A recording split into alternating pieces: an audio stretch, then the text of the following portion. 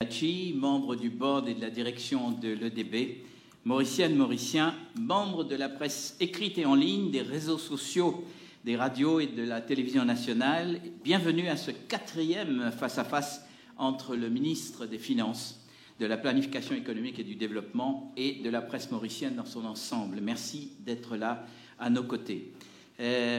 Monsieur le ministre, je note que vous vous retrouvez pour la 4e fois devant ce parterre des représentants des médias mauriciens et forcément international par le jeu des réseaux sociaux puisque nous sommes suivis sur Facebook Live en streaming et forcément qui nous reçoivent par le biais de l'EDB, de Economic Development Board, au sein même, cette fois, du tout nouveau et magnifique bâtiment de l'EDB à Eben. Donc, c'est l'énorme bâtiment bleu que vous voyez quand vous arrivez de la route et on le voit de partout. Et encore une fois, félicitations puisque c'est aussi une belle architecture et protection en protégeant la nature et l'image d'Eben.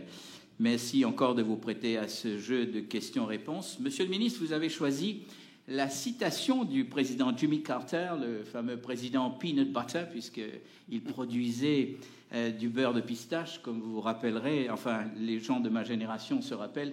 Vous auriez pu tout aussi bien aussi choisir une boutade du président Clinton qui répondait à un journaliste qui lui demandait la recette de sa réélection et il avait répondu assez sèchement « It's the economy, stupid ».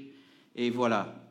Donc, après le Covid, loin derrière nous, la sortie de notre pôle des services financiers de la liste grise, l'OCDE, une reprise économique en fanfare, on pourrait dire, dans plusieurs secteurs de l'économie, nous pouvons, sans nous tromper, dire que l'économie est venue remplir les caisses de l'État, à tel point que votre budget vous laisse présager que vous vous êtes constitué un véritable trésor de guerre, vous permettant, selon vos propres mots, oser et protéger les Mauriciens dans le budget 2023-2024. Il est vrai que les Mauriciens vous attendaient au tournant sur plusieurs questions fondamentales, la cherté de la vie, la difficulté de joindre les deux bouts, le prix des carburants, la fiscalité en général et surtout l'impôt sur le revenu, le taux d'inflation, la dette publique et l'augmentation des retraites et des pensions, et aussi une baisse des carburants et bien d'autres encore. Il faut l'admettre, monsieur le ministre,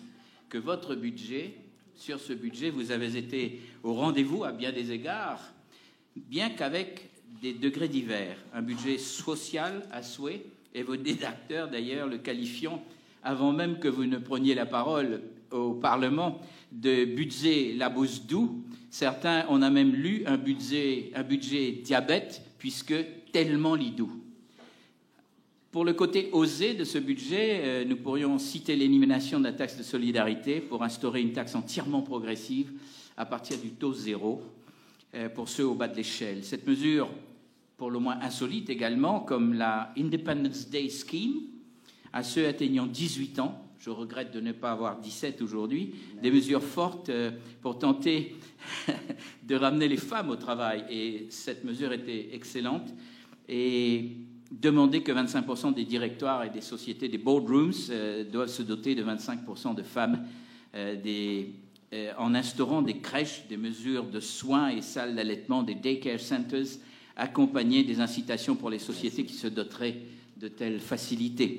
Des mesures incitatives aux ONG qui s'occupent des Mauriciens en situation de handicap. Nous l'avons aussi noté dans ce budget. Enfin, des mesures pour engager un réel combat pour la décarbonation de notre économie, dans votre volet engageant l'île Maurice sur un développement durable en profondeur. D'ailleurs, ces 2 dernières mesures étaient abondamment illustrées avec des séances de formation de la part des organismes internationaux comme l'UNDP, les Nations Unies et l'Union européenne. Toutefois, nous aimerions aussi entendre un petit peu plus sur le financement de toutes ces mesures. Nos pôles stables restent le tourisme, les services financiers, la construction et nos exportations et la consommation de toute évidence. Et le dernier pôle montant, le médical et le fameux Big Pharma. Je vais m'arrêter là car je me dois, en tant que modérateur, encourager nos amis des médias plutôt, puisque c'est leur journée, d'entrer en scène avec leurs propres questions, commentaires et réflexions. Monsieur le ministre, je vous cède la parole pour quelques mots d'introduction et ensuite nous entrerons dans le vif du débat. Merci beaucoup. Vous avez la parole. Merci pour cette introduction. On fait en français, en créole? Dans les trois. Dans les trois. J'avais annoncé dans les trois. Donc, je content moi là aujourd'hui pour faire ça débrief avec la presse et qui nous cave en toute liberté, pose nous bonnes questions et gagne le maximum d'éclaircissement concernant le budget. Parce que quand nous faisons un budget, le budget n'est pas pour Andy Moon, il n'est pas pour le gouvernement, il y a un budget pour la population complètement. Et quand nous travaillons un budget, nous tous au ministère des Finances et avec tous les services reliés au ministère des Finances et aussi avec tous les autres ministères, en bas supervision et guidance du PMO et du Premier ministre, nous travaillons pour, en général, améliorer la situation de tout le monde. Je peux écouter un peu les commentaires, je peux écouter un peu les réactions. Et l'objectif qui nous tient, nous, avec ce budget-là, c'était un budget pour ferme le chapitre de COVID-19, pas pour rappeler ceux qui nous subissent par COVID-19, ferme le chapitre de sa crise économique majeure, tout en gardant dans mémoire. Nous devons garder dans nos mémoires qui, à n'importe quel moment, nous cave touchés par une crise pareille. Donc, à partir de là, nous préparons nos budgets, quand nous préparons un budget pour construire nos résiliences économiques, sociales et environnementales, parce que nous pensons que ces trois piliers-là, c'est un pilier de nous la vie. Sans ces trois piliers-là, ou les enfants, ou même, ou vieux du monde, pas pour bien. Donc, nous prenons tous les trois piliers dans ce ensemble, et c'est là que nous développons nos budgets. Nous venons avec des mesures qui touchent tout un chacun. Nous parlons les personnes, tout en gardant sa principe fondamental. Quand nous pouvons faire un budget, c'est qui nous essaye redonne la chance. Je connais nos enfants nés pas avec, nous pouvons dire, pas avec même chance qu'avec les autres enfants. La chance n'est pas là pour tout le monde au départ. Mais nous, en tant qu'un gouvernement, nous essayons d'améliorer la capacité, la chance, l'opportunité pour tous les enfants. C'est ça nous l'objectif. Nous commençons par là. Là, nous allons les enfants, nous allons l'âge adulte, nous allons pour les personnes âgées. Nous essayons, ça m'amène ce qui est pour moi important, la justice sociale dans toutes nos phases de nous la vie. Parce que sans justice sociale, ça c'est nos convictions, c'est nos convictions, c'est que sans justice sociale, puis dans justice économique. Et qui tôt ou tard, nous rendent une miraille et nous fracassent nous-mêmes. Nous ne gagnons dans le passé, quand c'est une ban politique, c'est un choix économique, un choix politique qui t'y fait, et qui n'amène nous à un moment où nous pouvons accepter qu'il y a un monde qui a 1500 roupies de salaire par mois. Pour moi, c'est impardonnable, ça. C'est injustifiable. Donc, qui me peut dire par là, ça ban élément-là, quand nous sommes au courant, nous devons prendre une action pour ces essences. Nous ne pouvons pas accepter qu'il y ait un monde qui a un salaire 5 fois moins que le seuil de pauvreté. Il n'est pas possible. Il n'est pas possible. Il n'est pas humain. Donc, nous, en tant que politiciens, nous, en tant que politiques, nous devons travailler pour améliorer la situation. Et aux finances, ce qui nous fait, nous, c'est rééquilibrer, ça me dit tout le temps, rééquilibrer la donne, redonne la chance à tout le monde. Donc, dans tous les différents budgets qui n'est non, moi, depuis que le Premier ministre fait ce budget en 2016-2017, depuis tout ça, le budget là peut venir avec des mesures pour améliorer la résilience économique, sociale et environnementale dans Maurice. Et c'est ce budget-là est dans sa continuité-là.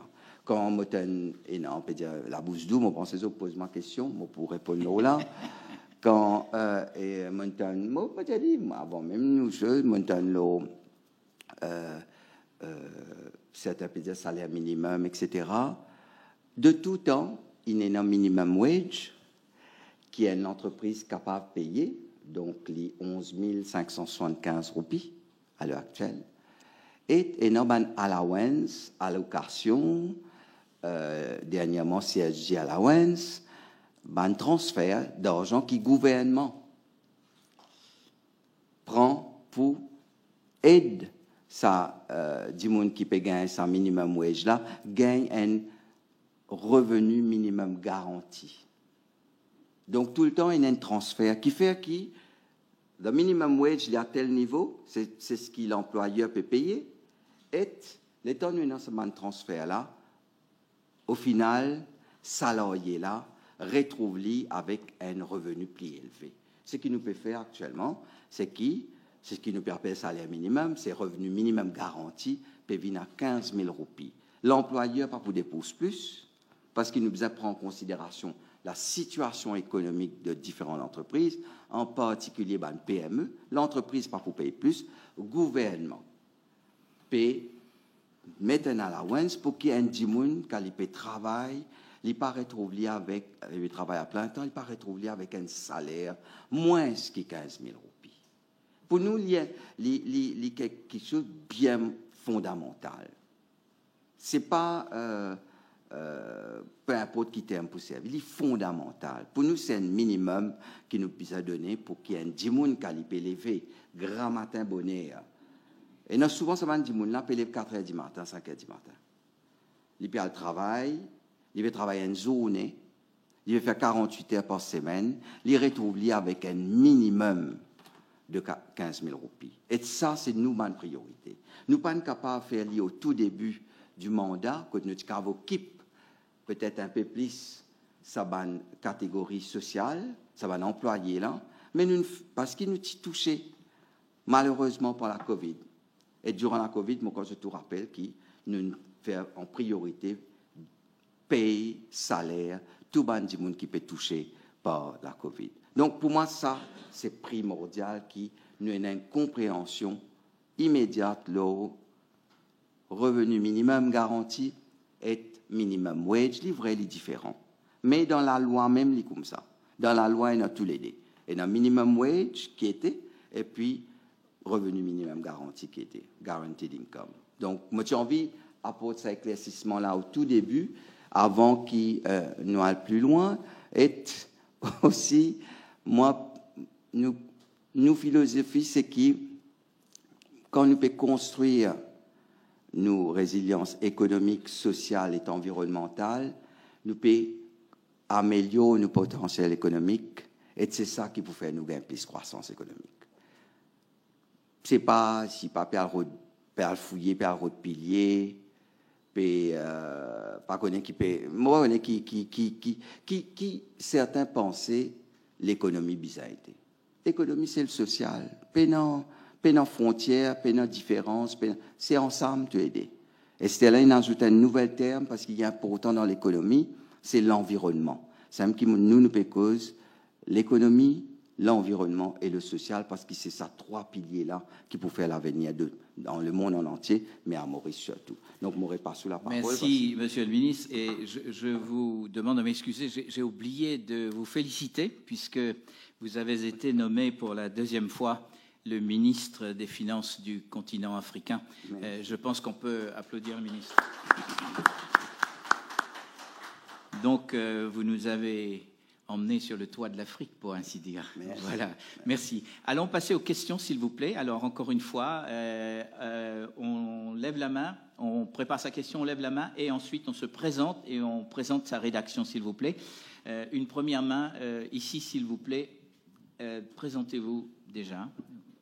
Monsieur le ministre, bonjour. Bonjour. Jean-Marc Fauché, le Mauricien. Comme vous faites dire vous-même, là, d'ailleurs, c'est qui, quand on est quand nous sommes au budget, avec une mesure sociale qu'on peut annoncer, une allocation qu'on peut donner, et tout les autres affaires qu'on peut faire. Pour les affaires qui viennent de l'impression, nous, l'économie, tout va bien. Tout va bien, quoi. Hein? Mais nous avons dit qui la vérité de l'économie. Qui nous l'État de l'économie? Qui nous l'endettement? Qui nous le déficit budgétaire? Comment vous financez ça? Le déficit budgétaire, déficit, et pratiquement la balance des paiements. Est-ce que finalement, attention, finalement, pour bien déprécier au pays pour alimenter réserve special reserve fund pour capable financer le budget? Dis-nous la vérité de la situation économique. Merci Jean-Marc. Merci pour sa question-là. Pas moi qui pourrais répondre à sa question-là. Moi, pour servir, c'est qui l'institution internationale indienne. Nous ne touchons pas Covid, qui nous-mêmes dire qu'il y a un chaos économique, moins 15% contraction, qui est besoin de mettre nous complètement à terre. C'était à peu près 100 000 chômeurs. Si nous suivons logique de certains, nous avons besoin de mettre tout le monde dans le secteur touristique, mettre ce secteur-là entre parenthèses. Oubliez-le. Pas qu'à sa tête en lit, pas pour qu'à servir encore. Nous faisons un pari, nous allons oser. Nous pensons qu'il nous préserve nos structures économiques comme il était à l'époque. Là, nous allons, si nous travaillons pour augmenter nos réserves, nous servons une partie de nos réserves, c'est qui nos richesses nationales. Parce que nous-mêmes qui faisons. Nous sommes sortis 6 mois avec l'ancien régime, nous sommes plus qu'1 an avec nous. Donc, nous travaillons pour créer sa réserve, sa richesse nationale. Nous servons une partie pour préserver l'économie. Un petit partie. Et aujourd'hui, cette petite partie qui nous servent là, c'est un MIC, c'est un qui peut permettre la banque de faire une profitabilité, qui permet aussi qui so roupie les caves faire une politique de taux de change qui garde une stabilité là la roupie. Donc mon revenu là. Donc moins 15. Nous utilisons nous tini presque 2 ans sans touristes dans Maurice. Partout que nous allons. Ben nous bravo parce qu'il est incroyable ce qu'il nous a réussi à faire pour un pays de nous taille de l'économie, sans l'aide externe. Nous pas dans le tape la porte ni IMF, ni Banque mondiale, ni aucun les autres grands bailleurs, parce qu'ils nous ont faillite ou bien nous payons bizarre soutien. Et si vous regardez dans l'entourage, même où vous trouvez, il y a beaucoup de pays, malheureusement, ils nous arrivent à ça. Nous ne pouvons pas faire ça parce que nous, en avant, nous avons fini de créer ces bonnes conditions-là, avec l'amélioration conséquente de nos réserves officielles. Avant, mon résultat, c'est dans 6 mois, 3 milliards de dollars. Et c'était là dans 7,2 milliards de dollars. Donc, tout cela fait que nous ne pouvons pas sa crise-là. Et quand il est là pour rebondir, nous rebondissons très vite. L'année dernière, malgré qu'il y a un seul million de touristes, presque 33% moins qui nous pas un meilleur chiffre, nous faisons un taux de croissance économique de 8,7%.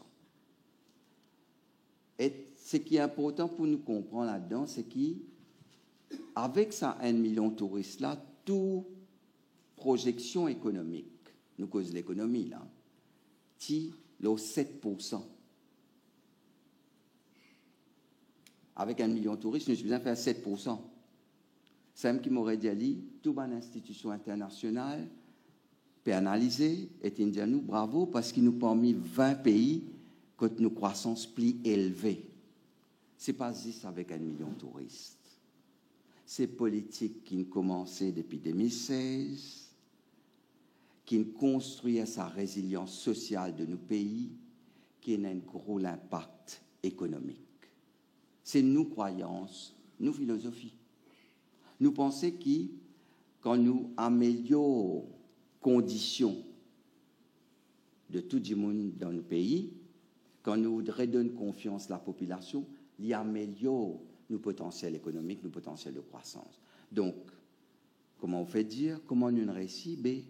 Simplement, nous préservons nos secteurs, nos secteurs qui ne touchaient pas Covid, nous préservons l'emploi, nous aussi faisons en sorte qu'il n'y ait pas une dépréciation, une dévaluation.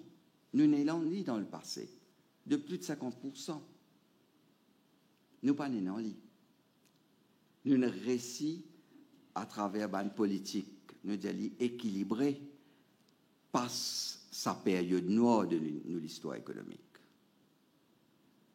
À partir de là, avec un seul million de touristes, nous gagnons 8,7% de croissance. Sa croissance économique-là permet nous, aujourd'hui, continuer à accélérer.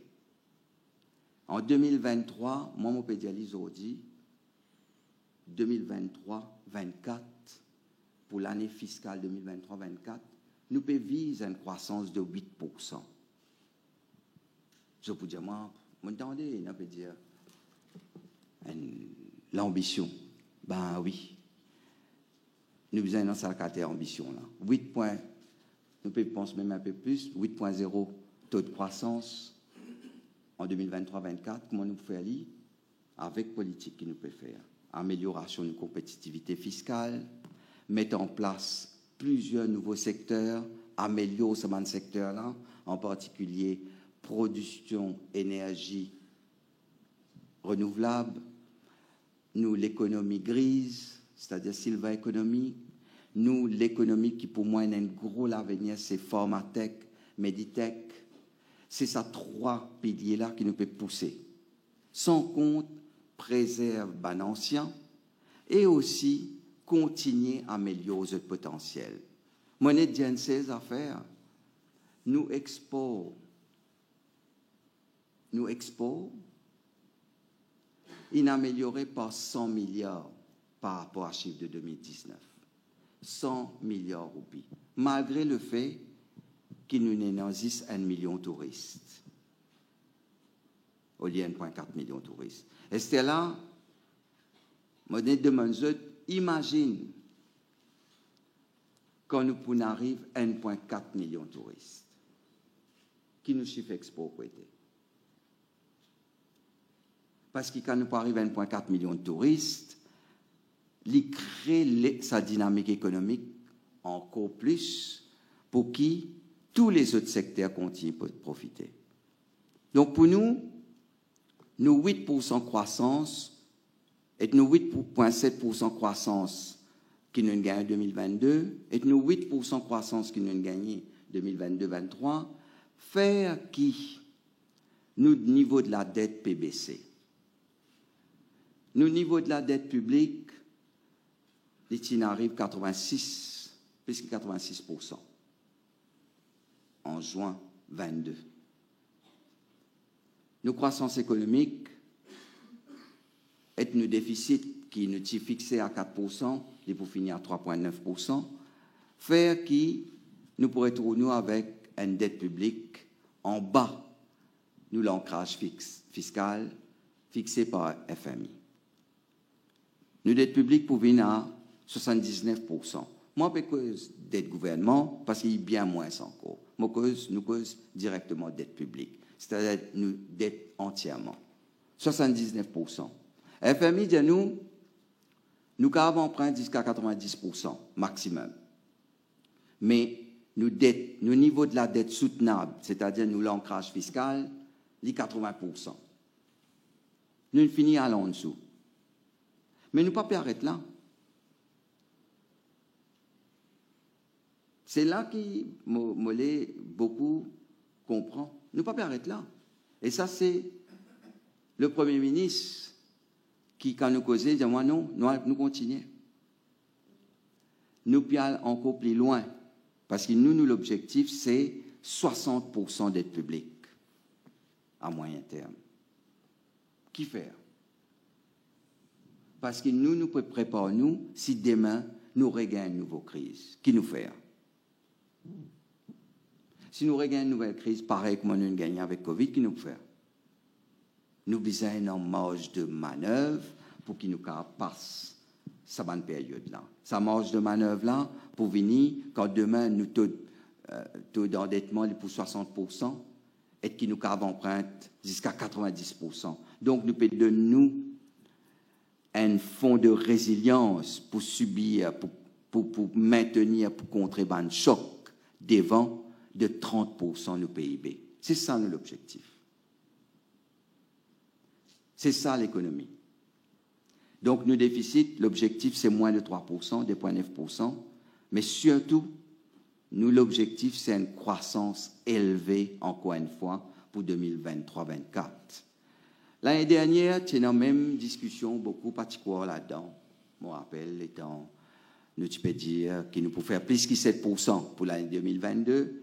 Il y en a beaucoup, comme d'habitude, qui, je ne peux pas dire, pas de bon journaliste, je peux cause bon économiste, parce qu'il y a un débat entre économistes, qui ne pas croire là-dedans, qui ne pas croire dans la politique, qui, si tu pas occupe le social, mais tu l'économie pour tomber à un moment donné.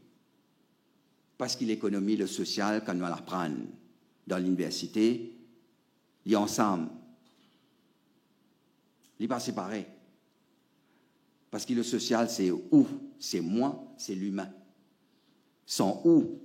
Sans moi, sans l'humain, sans la population, puis dans l'économie. Sans pas le travail. Robot? Non.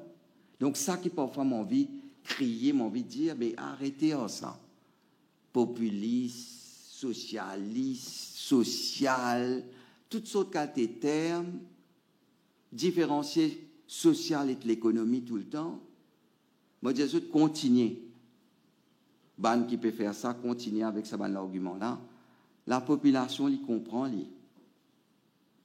La population, comment on dit, il peut dire quel niveau de dette peut arriver, quel niveau de déficit, quel niveau de croissance économique, quel niveau d'inflation, mais là où l'inflation, moi, je dis, où les francs, ça l'année-là, il n'est pas causé par roupie. Hein. Si vous pouvez vérifier, nous taux de change, la roupie peut apprécier. Mais malheureusement, nous avons un taux d'inflation les plus élevés au monde l'année dernière, 8,8%. Mais quand nous importons un produit d'eau, mais si ce produit-là, il y a une inflation là, mais il n'est pas pour venir moins cher dans Maurice. Nos dépréciations européennes sont arrivées en 2020 et 2021 surtout. Parce qu'il partit en tourisme à Maurice. 2022, il continuait un petit peu. Parce qu'il y a un phénomène de rattrapage.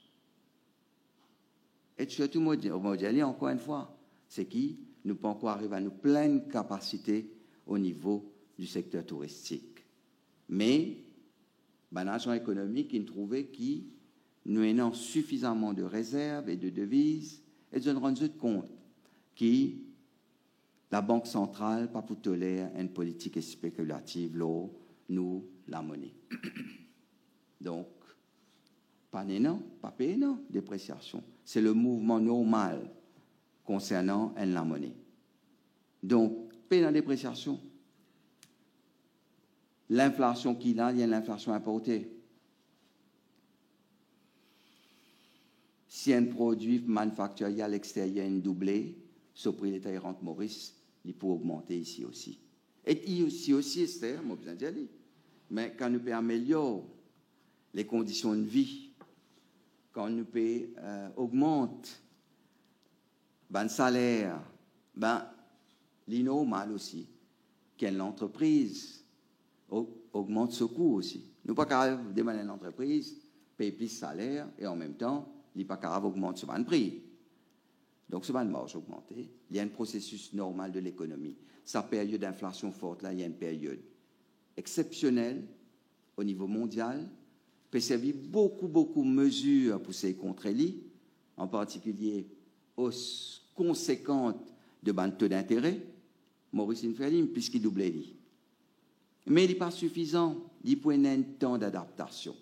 nous tout connaissons ça. Il peut prendre encore 1 an, ça. 2023 et en partie 2024, pour un taux d'inflation qui nous appelle un peu élevé, quand il dépasse les 5%. Ça, l'année-là aussi, il est assez élevé, selon la Banque mondiale. Mais il est comme ça, nous qui nous faisons aller là. Nous pas dire, taux d'inflation élevé, nous pas faire non, ni pour la population. C'est pour ça, nous venons avec une série de politiques économiques pour accompagner différentes couches sociales. Et aussi, en même temps, nous trouvons différents moyens pour améliorer nos potentiels économiques. Donc, encore une fois, c'est la croissance. Et là, peut-être, les amours répondant l'argument de Bill Clinton, ce qu'il peut dire, c'est la croissance qui fait tout. Ouais. Nous, l'objectif, c'est que nous, politiques, nous amènent plus de croissance économique. Ça m'appelle augmente taille nous gâteau national pour qui nous tous capables bien vivre dans Maurice. Merci, Monsieur le Ministre. J'ai vu une question ici, s'il vous plaît. Présentez-vous. On peut passer un micro à Monsieur, s'il vous plaît. Merci. Madame de l'Espace, nous venons de la réforme fiscale, donc c'est une mesure forte au budget.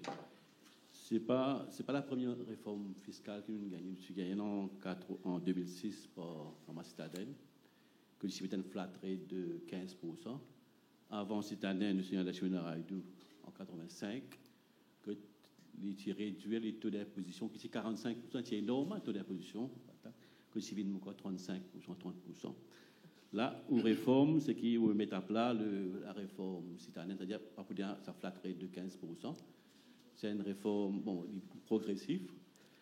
Et aujourd'hui, je ne sais pas comment les contribuables comprennent vraiment dans les détails cette réforme-là. C'est l'occasion pour expliquer ça. Mais on a 2 questions par rapport à ça. Premièrement, combien de contribuables pour épargner pour le fisc par rapport? Parce que nous connaissons un salaire de 30 000 pour de facto épargner. Mais peut-être que nous connaissons, on a 11 tranches. Qui on va en Espagne, il y a un pays, il y a 11 tranches. Il y a 4-5. On va prendre Maurice. On va expliquer nous ça.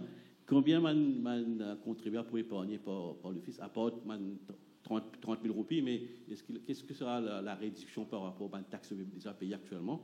Sinon, est-ce qu'il ne faut pas penser qu'il y a une crainte qui est contribuable, capable de manipuler, jouer avec cette tranche-là, que tu as sorti une tranche, une autre pour payer moins sur la taxe que Mauricien comme a été. Merci.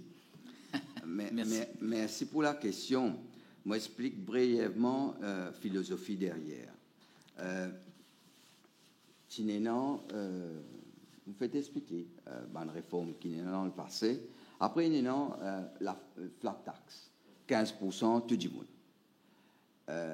C'est une réforme fiscale. Donc, mes problèmes avec cette réforme-là, c'est qu'il est injuste. Parce que, comment on enlève sa seuil qui est 20 000 roupies là, tout de suite après, on gagne une taxe 15%. On gagne 1 roupie en plus, il gagne, on paye 15% l'eau là. Un qui gagne 1 million en plus, ici, il paye 15%. Donc, pendant sa progressivité là, pendant un encouragement pour le travail plus. C'est ça aussi l'économie là. Quand on fait une taxe progressive, on encourage les gens à travailler plus, à gagner plus. Donc, là, nous venons, le gouvernement, il s'est apporté une justice dedans. Là, il a mis une baisse taux d'imposition à 10% pour la classe moyenne, jusqu'à 50 000 roupies, et une baisse aussi pour jusqu'à 75 000 à 12,5%. Ils mettent Solidarité Lévy pour nous dire très riches. Donc, tu mets 5% à l'époque. Et nous, l'étant Covid invini, nous faisons Solidarité Lévy 25%, mais nous te dire, c'est à un moment donné qui nous peut mettre ça à ce niveau-là, parce qu'il est affecté, nous connaissons, bien sûr, il est affecté nos compétitivités au niveau international, parce qu'il nous dit, monde très riche, pas pour en vivre investir dans Maurice, dans un pays qui ce taxe marginale, il y a 40%. Il y a non seulement des défauts. Mais à l'époque, nous payons bizarre aussi plus justice sociale et guette nos finances publiques. Donc, nous pensions à l'époque c'est mieux qui plus riches contribuaient plus, qui à le coupe dans à le prendre en pause bande de misère. Li simple, pour moi, il y a une petite chose qui, en tant qu'un politicien qui pense à la population en général, nous pas qu'à avoir coupe dans une période de crise, à coupe allocation, pension, parce que c'est dans cette proposition-là, nous préférons augmenter taxes pour les plus riches, malgré ce défaut, malgré qu'il y ait l'impact économique. Donc, comme on disait, la crise pour nous, la crise Covid, sur l'aspect économique, une tournée. Donc, nous, au niveau ministère des Finances, nous disons, nous avons besoin de revoir le système fiscal. Là, nous faisons un bien, narcisé, nous travaillons, nous faisons une réforme fiscale qui prend tout bon élément en compte. Et dans un pays, Singapour, je ne connais pas, il y a 11 tranches ici, mais il y en a beaucoup de tranches. Nous ne prenons plus beaucoup de tranches, nous prend. Les cas paraissent compliqués, mais ils sont simples. Personne pas pour désavantager. Ce n'est pas parce que vous gagnez 3 roupies en plus que vous taux de taxation, c'est le coût pour tout salaire pour augmenter par 5%. Comprends? C'est au taux de salaire, chaque tranche au salaire, il y a plusieurs tranches. Chaque tranche prenant un taux de taxation. Un qui gagne, je prends les comme ça, qui gagne 100 000 roupies par mois, ce chargeable income 100 000 roupies. Donc, ce premier 30 000, il va payer taxe là. Il zéro. OK? Donc, ce premier 30 000, il va payer taxe. Nous prenons 1 million. Il est plus facile quand nous prenons 1 million par an, parce que souvent, pour l'expliquer, pour une par chose. Nous prenons 1 million. Donc, ce premier 390 000, il n'est pas pour payer taxe. Là, nous disons, ce prochain 40 000 par mois, comprends là, ce prochain 40 000 par mois, il paye 2%.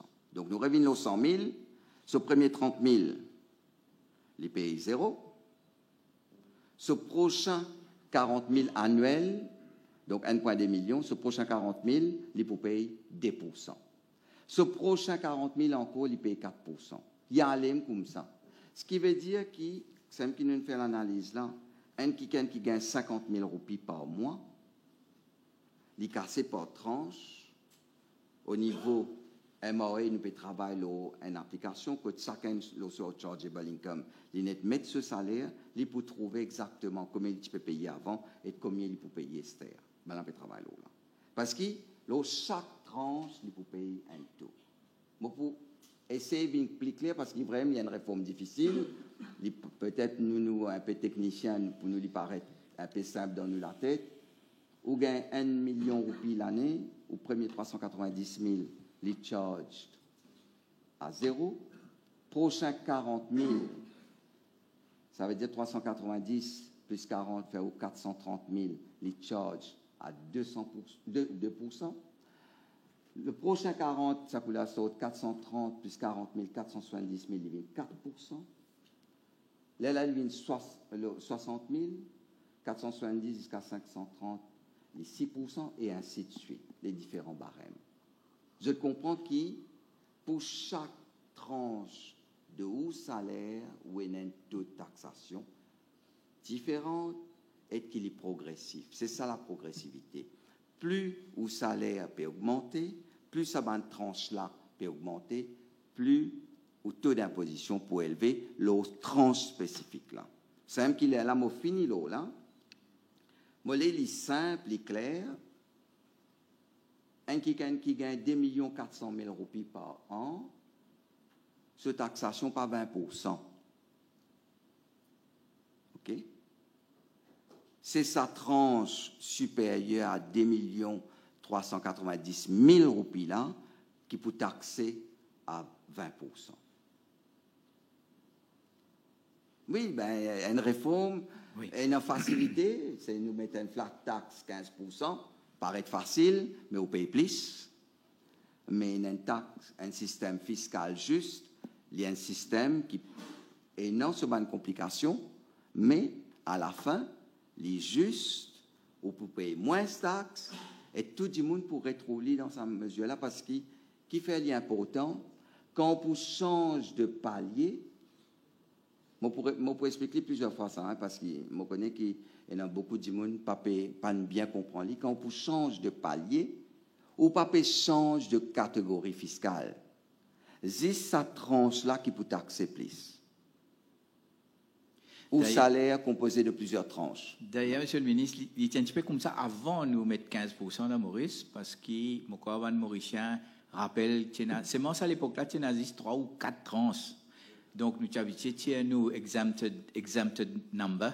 Après, là, nous calculons nos bonnes tranches et la taxe correspondante. Là. Donc, il prend un petit peu plus les temps, puisqu'il y a 11 tranches aujourd'hui. Mais ça, de toute façon, bandi moun qui besoin calculer 11 tranches, vous êtes un comptable qui vous fait ça, vous n'êtes même pas pour compter. Donc, je pense que c'est bien ça, Monsieur le ministre. Oui, hein? Oui. C'est les bases. Moi, je dis, Singapour, il fait ce système de taxation un peu comme ça. Nous mettons un peu à travers le monde comment on fait un système de taxation. Livré, nous allons très loin. Parce que pour nous, nous avons envie, une seule fois pour toutes, corrige cette inégalité-là. C'est ce qu'on appelle l'effet seuil, en économie et de taxation. C'est-à-dire, on dépasse un seuil de revenus, mais au niveau de taxation plus élevé, mais au revenu disponible est moins. C'est ça que nous avons envie enlever. Nous avons envie enlever ça. Nous avons dit que c'est une injustice qui vient dans un système de taxation. Mais un système de taxation, mon frère, oui, il est compliqué hein, pour mettre en place. Et il est compliqué parfois pour comprendre. Nous allons prendre tous nous les temps pour expliquer tout le monde. Comme on dit, un moyen peut travailler pas application, mais ce site que tout le monde est là pour gagner facilement accès. Et je pense que les comptables aujourd'hui dans toute l'entreprise peut travailler là pour capable expliquer facilement qui va gain, qui va employé peut gagner. Un affaire que moi pour dire tout pas tout du monde qui paye taxe, qui paye income tax pour payer moins de taxes. Payant N, c'est ça pour ça qu'il y a le 11 tranches. Payant N qui pour payer plus. Moi je dis bien hein, tout contribuable à partir de juillet 2023 pour payer moins de taxes. Moi, pas pour plus simple que ça. Mais il dépend. Taux effectif peut baisser, depuis 25% peut venir en bas 20%. Donc, et non, peut gagner cette taxation, mais comment je comprends, nous, il est toujours tourné vers le plus faible. Donc, jusqu'à 50 000, c'est la cote maximum, et non. Chargé jusqu'à 50 000, c'est là qui est en pourcentage la plus forte baisse au niveau de sa taxation là. Donc, parce que quand on enlève sa première tranche de 30 000 que pas payer taxe, il a l'impact sur tous les restes par la suite, en particulier pour du monde qui paye moins que 50 000. Donc, taux marginal peut sauter 40%, peut venir 20%. Nous rêvons un pays les plus compétitifs au niveau de nos taxations. Oui, il y a beaucoup de critiques concernant la solidarité Lévi. Nous ne prenons en compte toute cette critique-là. Donc, quand nous pouvons faire nos réformes, nous prenons en compte les critiques qui n'est non, et nous mettons en place avec une mesure, un système fiscal qui est beaucoup plus juste, qui apporte beaucoup plus d'équilibre social et fiscal, et aussi pour une incitation par la suite pour les gens quand je peux travailler. Mais même je peux trouver quand je peux prendre cette fiche de paye, je demande ce comptable à partir de lundi, je peux trouver qui l'impact est énorme, le salaire. Mais pour moi, ce qui est plus important aussi, c'est que depuis très longtemps, nous partenons une grosse exemption concernant le paiement de la taxation. Il est important qu'il nous augmente sa seuil cote un du monde pas payer taxe. C'est pour ça qu'il nous sommes de 25 000, nous amène jusqu'à 30 000. Donc, nous faisons une réforme fiscale qui est juste, équilibrée et qui peut apporter beaucoup de pouvoir d'achat à toute la population par la suite. Merci, Monsieur le ministre. C'est bon, on a répondu à votre question. Tout.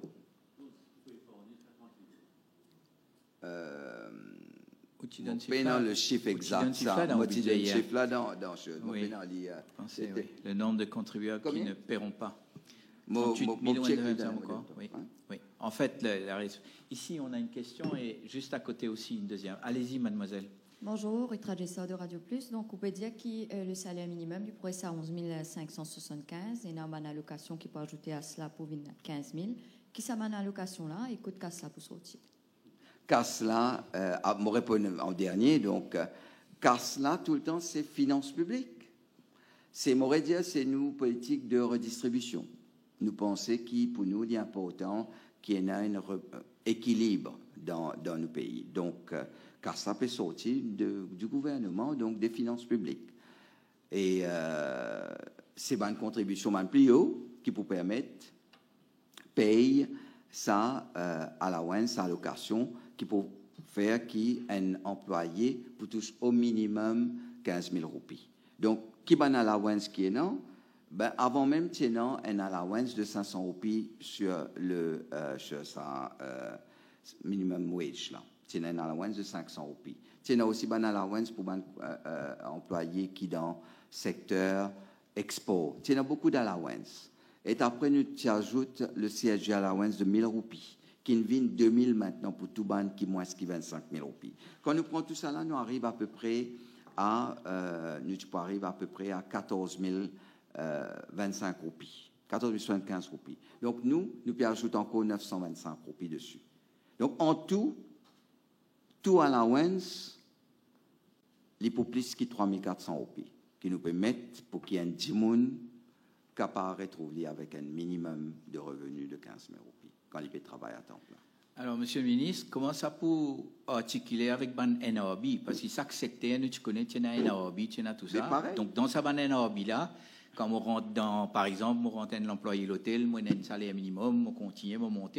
Ça veut dire que maintenant, si moi, comme un employé d'une entreprise privée, moi, NRB est effacé, ben là, obligé de payer moi ça 15 000 là. Non, personne pas obligé là, ça m'aurait déjà dit. Oui. NRB pour continuer comme il était.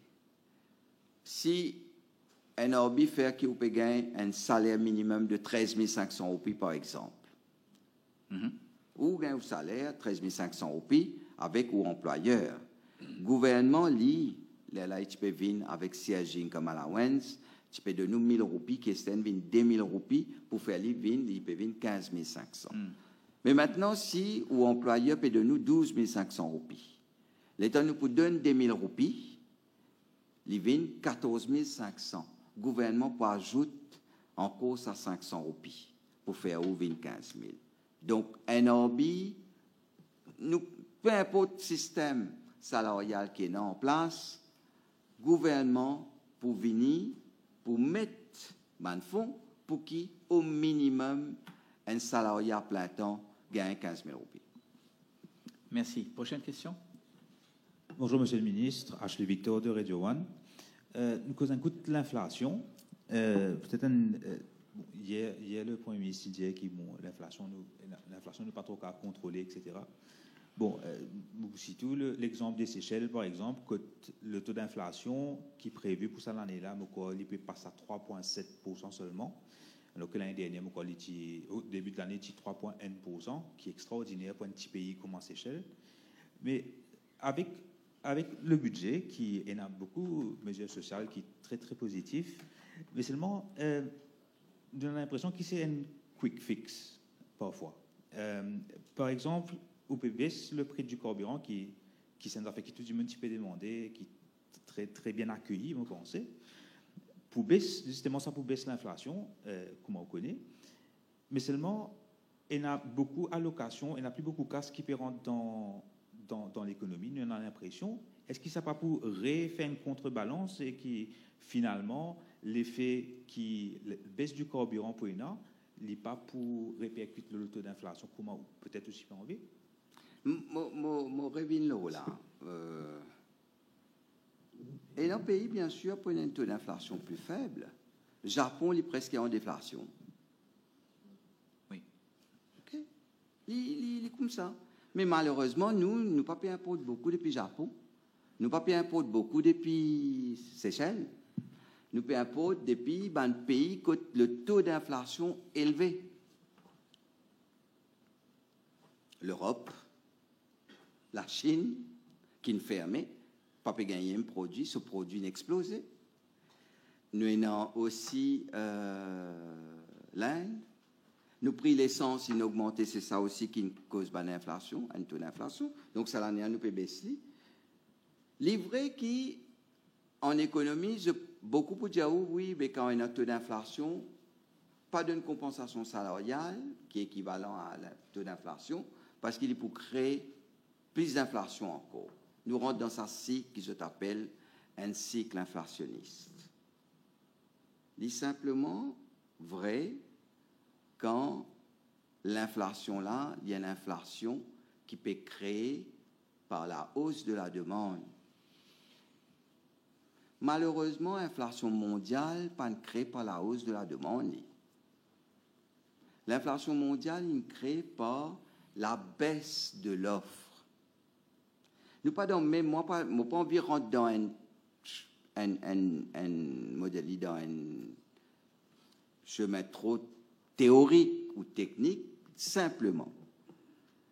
Quand un pays comme la Chine qui peut fournir le monde, les fermes sur frontières à cause de Covid étaient fermées pendant longtemps, donc beaucoup de produits pas nénants sur le marché. Donc tout le pays besoin c'est ailleurs pour retrouver ce produit là. Quand on est né pendant Covid, la fermeture de beaucoup de compagnies de fret est une explosion du coût du fret, qui est une part importante dans quand on peut importer un produit, il a un impact l'inflation.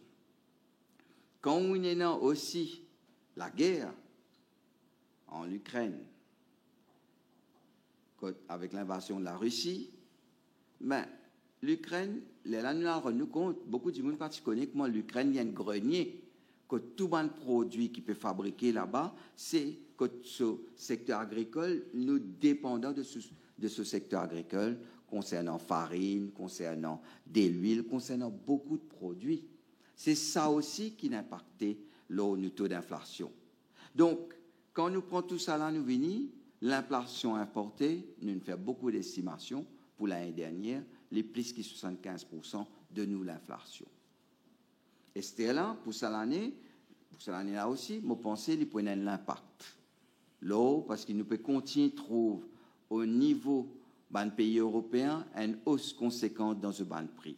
Quand je peux guetter à la télévision, quand je peux guetter prix en France, prix en Angleterre, c'est des produits qui nous importent, qui nous retrouvent dans nos supermarchés. Donc, ils prennent l'impact. Si le prix là peut doubler, ils prennent l'impact au prix ici. Nous qui nous faisons là, on a des choix. Assiser, pas fait dernier, l'inormal, attendre, ou bien l'LM qui m'a dit, l'économie crash, ou casse confiance la population, ou crée une poche de pauvreté, ou crée un chaos social qui, derrière, nous gagne un problème économique. Ou bien, ou venir avec une mesure pour accompagner cette inflation-là, mais en même temps avec une autre mesure pour continuer à accélérer nos performances économiques. C'est pour ça aussi, mon rêve là, l'année dernière, j'ai tout dit 7% de croissance pour Maurice. Nous faisons 8,7% de croissance. FMI, tu mets 6,1. En octobre 2022, les mettent 6,1. Cette année-là, nous sommes à Washington, quand nous sommes en bonne discussion, quand nous joignons sur numéro 1, la recherche économique, professeur Gorincha, je ne trouvais qui nous travaille, qui nous fait, comment nous améliorons nos performances économiques, et je ne sens li dans World Economic Outlook. Je ne saute 6 points, je ne 8,3. Ce qui me l'a dit, c'est que oui, l'inflation, elle est là, parce qu'il y a une grosse partie là-dedans, il est importé. Mais nous, en tant qu'un gouvernement responsable, nous ne pouvons pas assiser comme ça. Nous besoin venir avec une mesure pour soulager la population. Parce que la population, c'est la population qui peut faire l'économie. Ce n'est pas ça sous l'effet qui nous peut mettre là, qui peut créer plus d'inflation. Parce qu'il est là, vous pouvez dire que l'inflation là, il peut venir locale. Moi, je suis content, moi, je dis franc.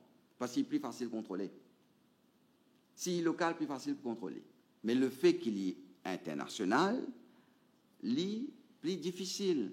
C'est même que vous pouvez trouver, malgré le fait qu'aux États-Unis, en Europe, partout dans le monde, je ne prends une série de mesures pour ces casses, ça la hausse inflation-là, mais il ne va pas casser comme ça, parce que je peux casse la demande quand je peux faire aller. Je peux baisse la demande, force la demande baisser.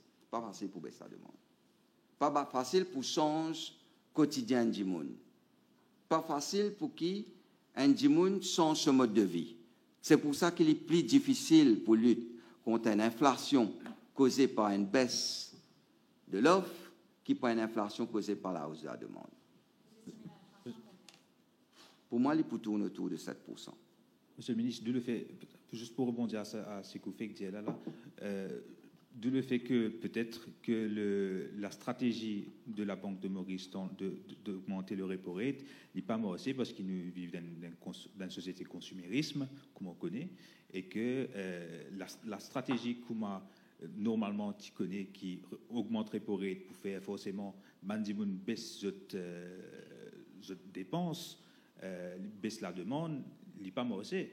Comme à cause de ça, on prend l'exemple des Seychelles qui pas fait aller. L'exemple du Japon, c'est un peu plus compliqué parce qu'ils ont une société bien plus complexe que Seychelles. Un petit pays un peu comme Seychelles, un peu plus grand qu'ils ont, bien sûr, mais pas qu'à comparer avec le Japon, on pensait plus avec les Seychelles parce que aussi se dépendent de l'importation. Pour sorry, moi arrête tout. Moi pas pour comparer moi avec Seychelles. Sorry, moi assez parce que Seychelles, ils dépendent de ce secteur d'activité. Les besoin ouvert sur l'économie, forcé pour ouvrir sur l'économie tout de suite, parce qu'il n'est pas capable de tenir. Seychelles est en faillite. Moi, je compare moi à Seychelles à cause de ça. Donc, nous ne pouvons pas comparer nous avec personne. Maurice, il y a une spécifique case. Nous, comment nous étions. Nous travaillons comment nous étions. Nous faisons nos résiliences par nous-mêmes. Personne ne dit à nous, augmente nos réserves officielles. Personne ne dit à nous. Quand on lit un rapport, tout le monde peut taper la main, nous tirons 6 mois d'impôt. Si en 2020, nous avons 6 mois d'impôt dans nos réserves, nous ne mourons aujourd'hui. C'est ce qui n'arrive à Seychelles. C'est un modèle pour comparer avec Seychelles. Parce que oui, peut-être qu'il y a un taux d'inflation plus faible, mais il y a ce taux de croissance. Nous besoin rappel et Seychelles pas une même contraction que nous parce qu'il lit pas ferme sur l'économique mais nous nous besoin fermer parce qu'il lit nous tu peux faire face à une catastrophe humaine. C'est même une ferme pour que du monde pas mort. Donc quand il passe tout ça là, aujourd'hui est un peu élevé et une inflation importée. On fait des affaires.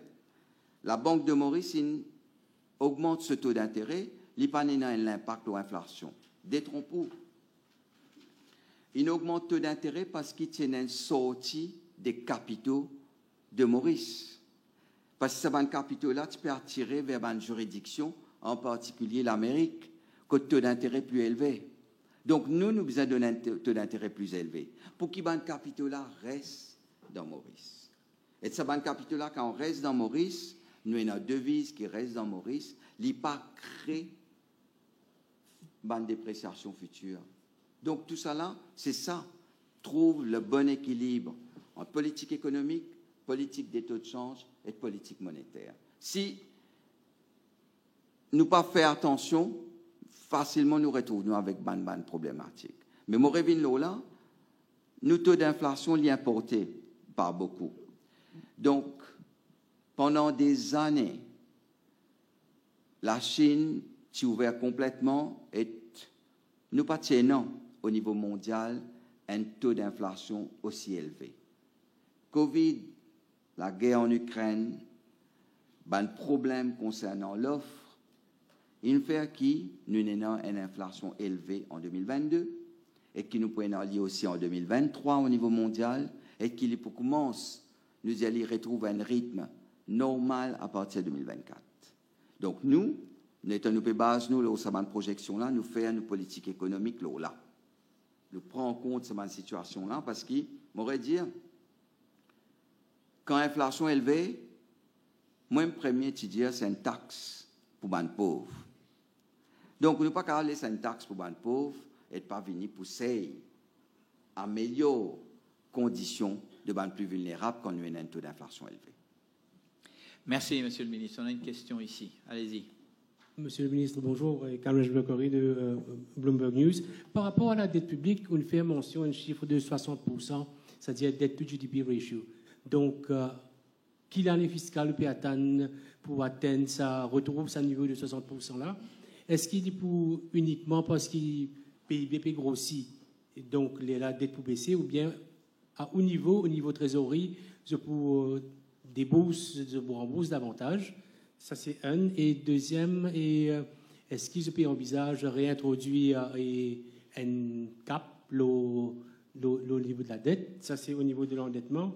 Et réforme fiscale. Et qui s'est rapporté dans les caisses de l'État? Au fait une réforme, est-ce qu'il est pour pareil? Ou bien, selon un calcul, quand on peut introduire ça, il y avait ça 11 bandes-là, est-ce qu'il est ou expect au revenu pour augmenter, parce qu'il y a bien des réformes, des win-win, et pour la personne et pour les caisses de l'État. Qui ou estimation par rapport à ça? Nous prenons les comptables et économiques. Au niveau comptable, selon mon estimation qui nous fait avec nos modélisation, cette réforme-là, l'IPO a un coût qui peut aller de 1 à 4 milliards d'euros. Qui fait me dire 1 à 4 milliards, le coût direct, l'income tax, il est pour 4 milliards. Ça veut dire que c'est un opportunity cost. C'est ce qui nous pas pour gagner. OK? Là, nous venons de l'économie, il pourra rapporter nous facilement plus que 3 milliards. Je dis comme ça, hein, parce qu'il pourrait rendre dans la caisse de l'État. Ça casse ça pour redistribuer et il pourrait un feel good factor, il pour créer plus de croissance économique. Plus de croissance économique, c'est plus de revenus pour l'État. Ce qui est une bonne chose, parce que c'est ça qui permet nous, par la suite, de faire une politique économique pour la population. Donc, grosso modo, pour nous, nous prenons un opportunity cost de 1 milliard d'euros. Ça, c'est une autre question concernant la dette. La dette de 60%, nous mettons en place plusieurs dispositifs. Plus gros dispositif pour baisser l'endettement public, c'est croissance économique. C'est la croissance, une croissance élevée, avec un déficit faible, permet automatiquement une baisse de la dette publique. C'est ça notre premier engagement, notre premier objectif. Nous travaillons là. C'est même que tout ce qui nous fait, nous servir d'un outil économique, économétrique. Et là, nous appuyons IDB et nous appuyons stratégie Maurice pour calculer tout ce là qui sont l'impact positif de la croissance économique. Donc, nous guettons en premier comment améliorer nos croissance économique. Et l'objectif pour nous, c'est clair, c'est l'année prochaine, l'année fiscale qui peut venir, c'est 8% nous peut viser. Et nous continuer par la suite, quand nous arrivons au potentiel avec 1,4 million de touristes, nous continuons avec une croissance économique de 5% en moyenne. Ça, c'est premier. Deuxième, c'est un déficit qui peut cap à 3% maximum. C'est, pour nous, là, ça 3% est de nous une ligne directrice, comment nous aller, comment nous faire une bonne dépense, comment nous retenir nous-mêmes aussi.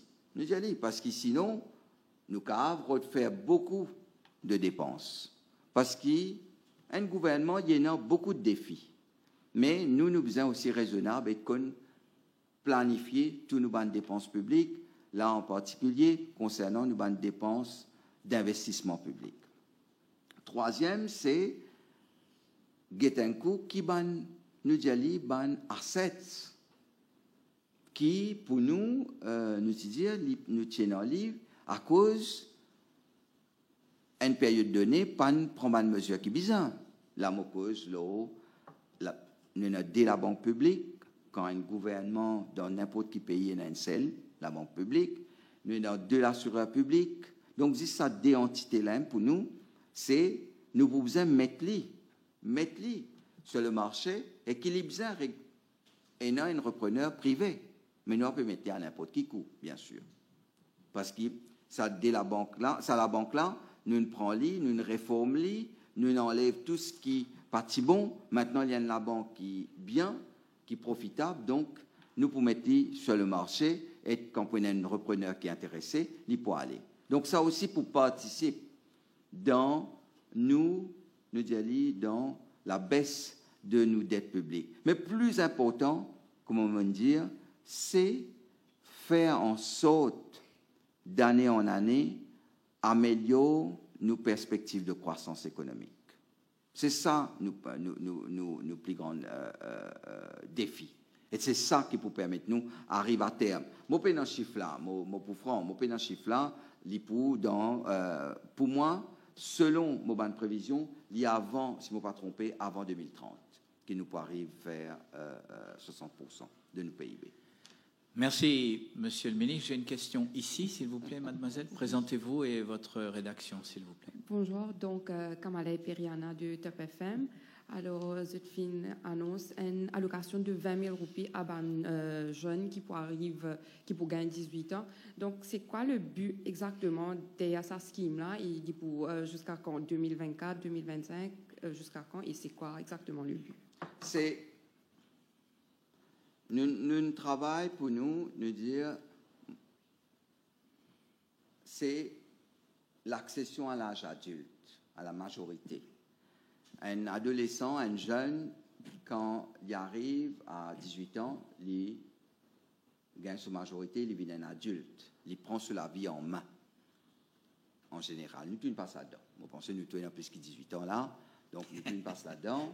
Nous sagré d'ailleurs. Nous tout connaissons quoi. Hein? Et souvent, il y a des dépenses qui nous ne pas penser. Moi, penser, je te rappelle, Esther là pour elle a un permis conduire et non pour penser et non achat matériel informatique et non à l'université je non pour et non achat livres et non beaucoup déjà eu de dépenses d'investissement ou de dépenses récurrentes. Donc en général souvent les parents besoin à trouve ça l'argent-là. Et un enfant, quand ils viennent l'âge adulte, ils ont envie de gagner un petit peu l'indépendance aussi. Pourquoi? C'est ça, je te connais. Donc, nous avons envie de contribuer à ça. En tant qu'un gouvernement, nous pensons qu'il est important qui, à ça l'âge-là, nous montrer qu'il nous avec lui et qu'il nous peut aider des morts sur la vie d'adulte.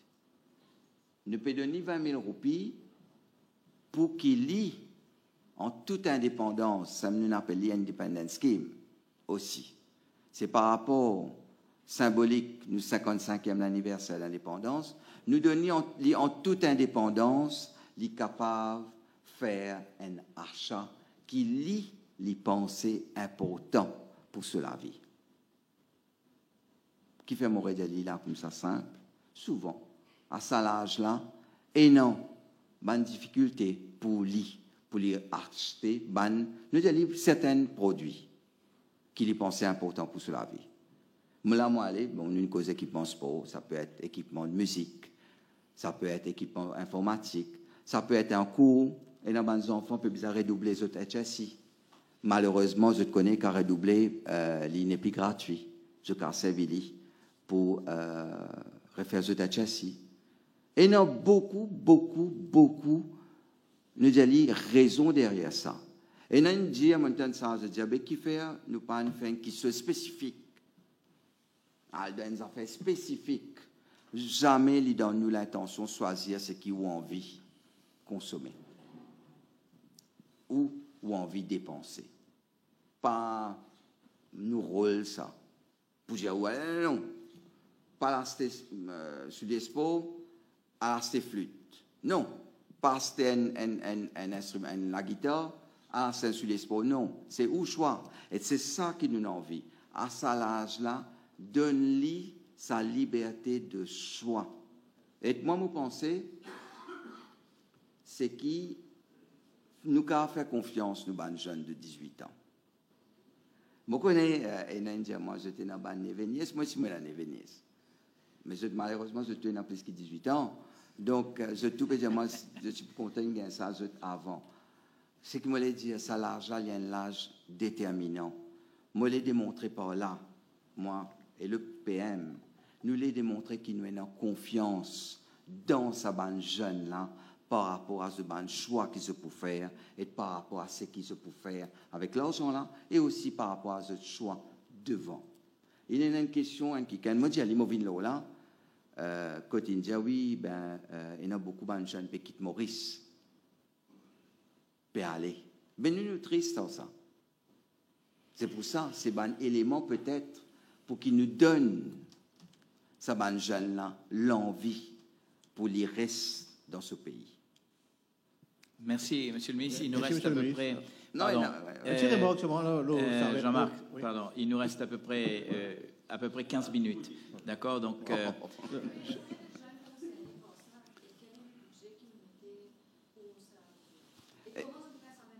Combien de jeunes qui visent à peu près 15 000 jeunes qui pour gagner ça, nous disons ça l'argent là. Tous les années, comme ça, hein, comme on gagne 18 ans, nous mettons les. Et c'était là peut-être un jour quand un autre gouvernement vient, pour bien couper, parce qu'il est là, je vais faire une conférence de presse avec sa gouvernement qui pour envie couper partout là, mais pour pas prendre, nous, tous les années, nous prenons les. Quand on gagne 18 ans, on gagne les parce qu'il vient avec nous 55e indépendance. 15 000 jeunes. Comment les gagnent 18 ans, il y a notre carte d'identité, ils font une demande auprès de la MRA, il y a une preuve, ils peuvent gagner 20 000 roupies, il y a un chèque qui nous met dans ce compte. Jean-Marc, allez-y. Non, juste un petit remarque, après, je vous poser une question. Vous connaissez quand on gagne 18 ans, on commence à voter aussi. Vous ne seriez pas aucun lien. Mais on cause beaucoup de croissance économique, on donne plusieurs raisons, tourisme, consommation, vous mettez beaucoup l'action sur la consommation, vous compte beaucoup mais vous ne pouvez pas du tout la productivité de la Maurice et production locale. Est-ce que vous pensez que le niveau de productivité est suffisant? Souvent, on a peu dans le pot, tout ça là. Mais... Super question. Permettez-moi de répondre à une question là. Simplement, nos productivité dépend aussi du nombre d'employés qui nous est là.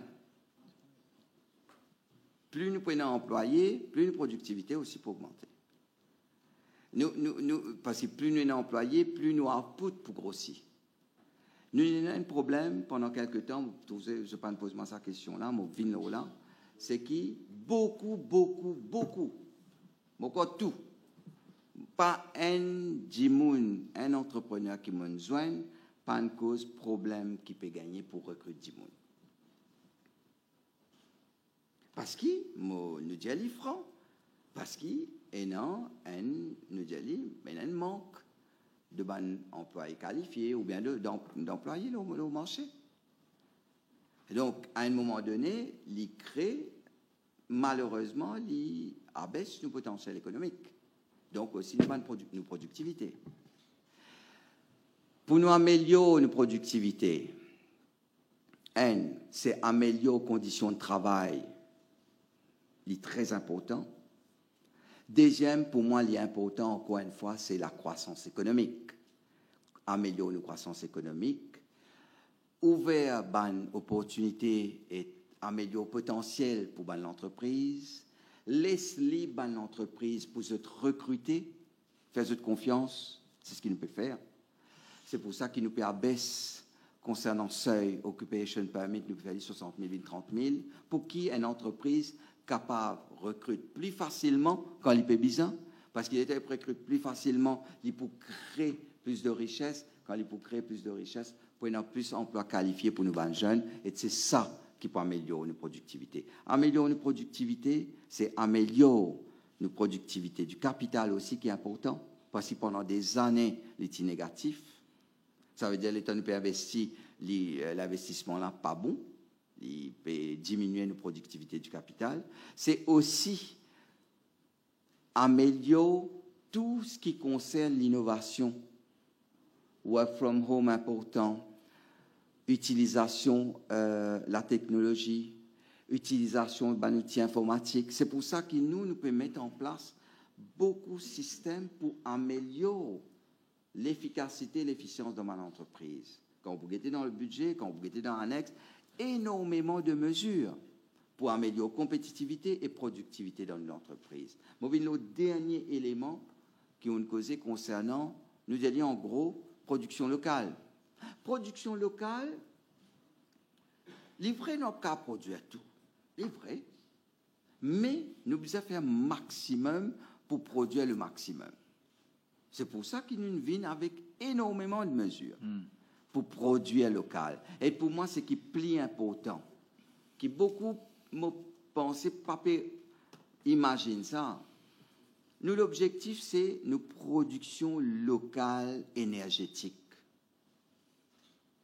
Quand pour arriver un jour que il pouvait 60%, il pouvait 80%, il pouvait 90%, et qui, de l'autre côté, nous abaisse l'utilisation de bonnes voitures thermiques, nous passons à la voiture électrique. Pour arriver à ce moment-là, ben, nous balance des paiements pour ne plus nos problèmes. Parce qu'il y a gros item dans nos balances commerciales qui est déficitaire. Gros item, c'est impôt, carburant. C'est ça, gros item qui est là.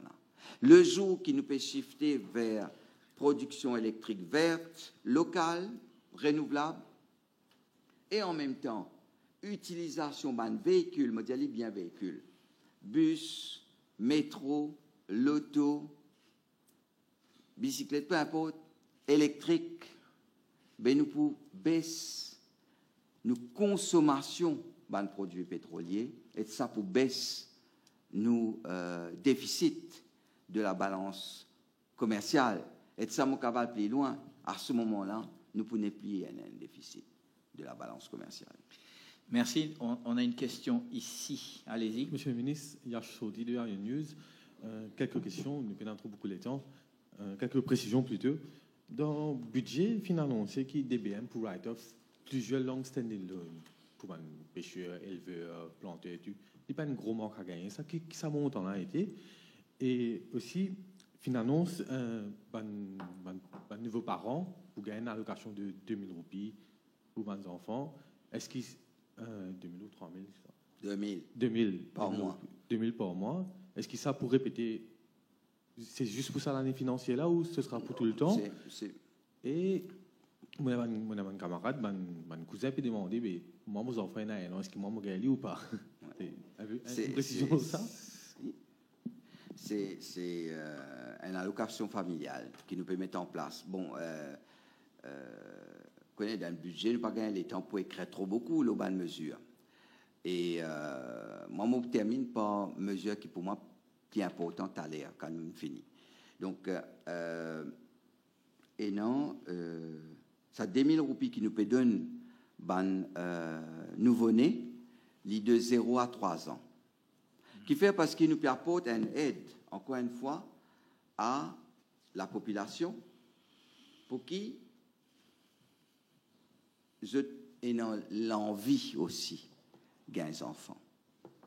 Je connais qui une taux de fertilité un plus faible au monde et qui, avec ça taux-là, si nous continuons comme ça, ben, à un moment donné, ben, déjà la population, nos populations peut baisser. Et si nous continuons comme ça, ben, nous pouvons descendre en dessous des 1 million dans pas longtemps. Et c'est ça qui peut affecter nos productivités, nous l'économie, nos potentiels et tout. Hein. Donc, à un moment, nous avons trop de mesures pour inciter aussi ban couple, ban du monde pour gagner des enfants, Parce que nous disons, les enfants, ils coûtent cher. Donc, à partir de 3 ans, les enfants là, puis maternelle, nous peut aider.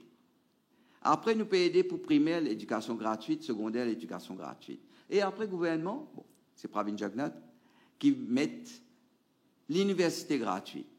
Qui manque sa bout là, pour qu'il nous prenne en considération un enfant nous prenons en considération. Nous pas nous pouvons faire le maximum.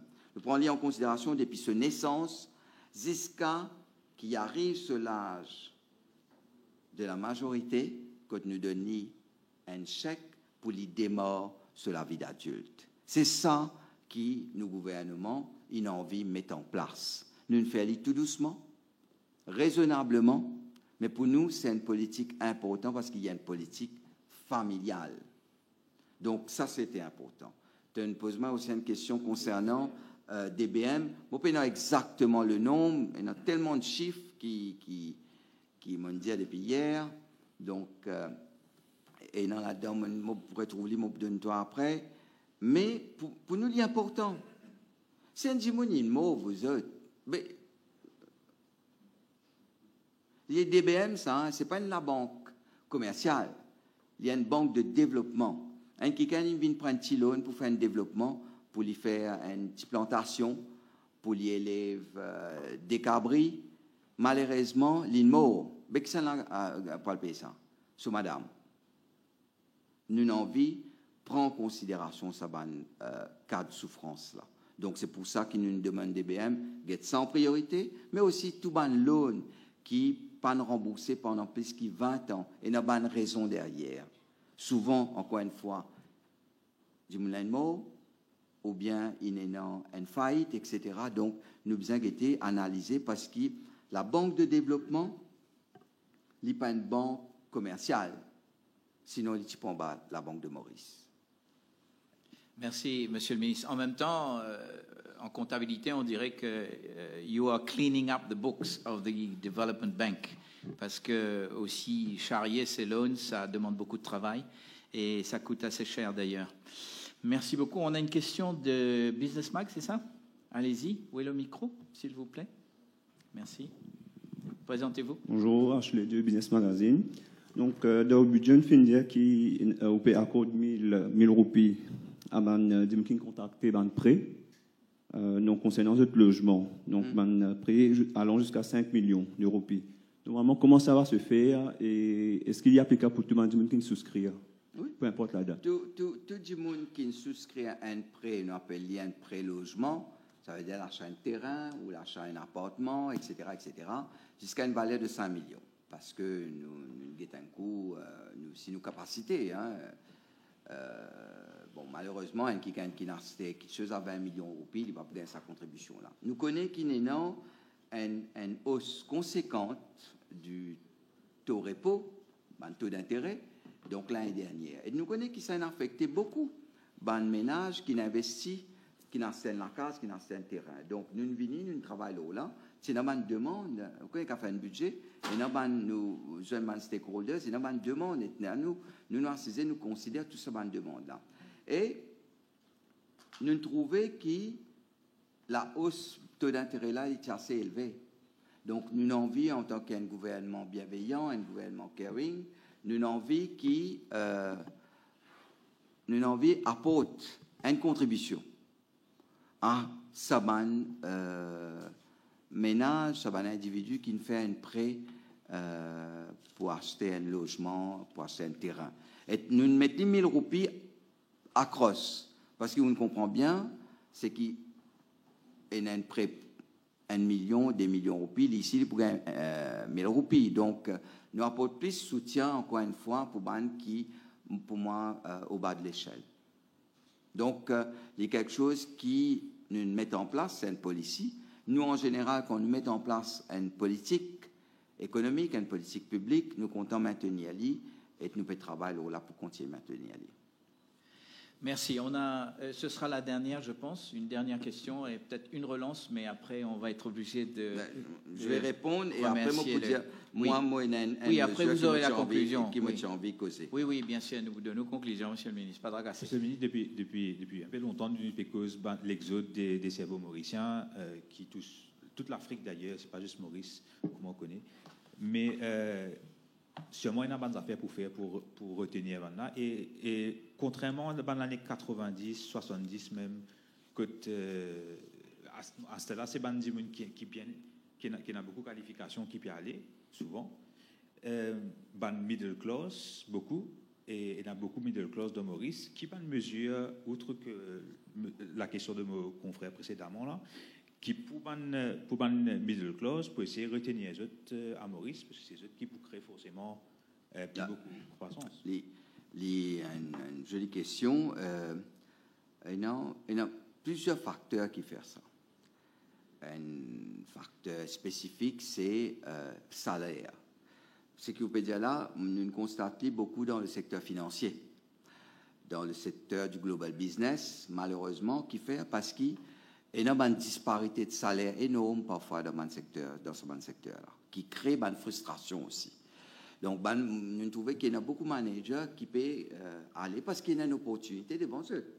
Vous avez une opportunité, Luxembourg peut proposer 3 fois, 4 fois, 5 fois de salaire.